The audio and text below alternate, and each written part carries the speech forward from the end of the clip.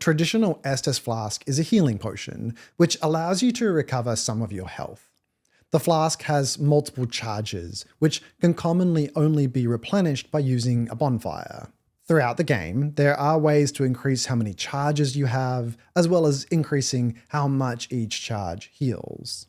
Beyond adding some consumables, which can also replenish health, this is pretty much how tunics work, and it works just fine. Fountain's Estus Flask system is quite different, and it honestly had me confused at first. Let's break down how it works first, and then get into why it's such a good system. Like a flask, the player in Fountains has a number of charges of water. Whenever you consume some water, you heal.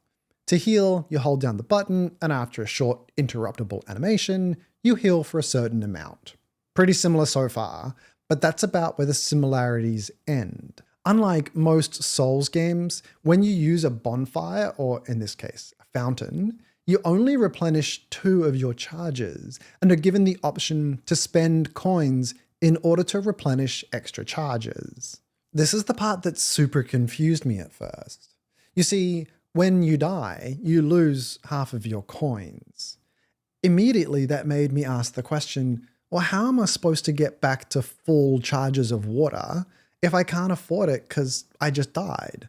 Won't this just end up in a vicious loop of death due to lack of healing? What I was missing though was that whenever you damage an enemy, you gain a small amount of water. And this is critically different to a traditional Estus Flask. This means that during combat, you can recover, albeit slowly, your ability to heal.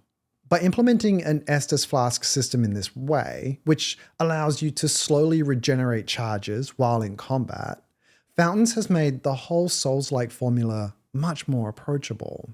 You see, it gives players more choice, while subtly nudging them away from repeatedly hammering themselves against a boss again and again and again.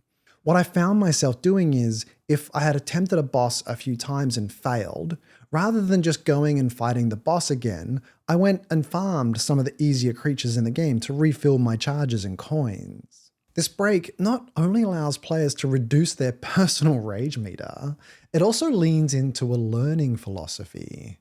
When attempting to learn a new skill, say guitar, it's often better to try this skill for a while to a level of challenge, then take an intentional break and allow your subconscious to process what it has learned.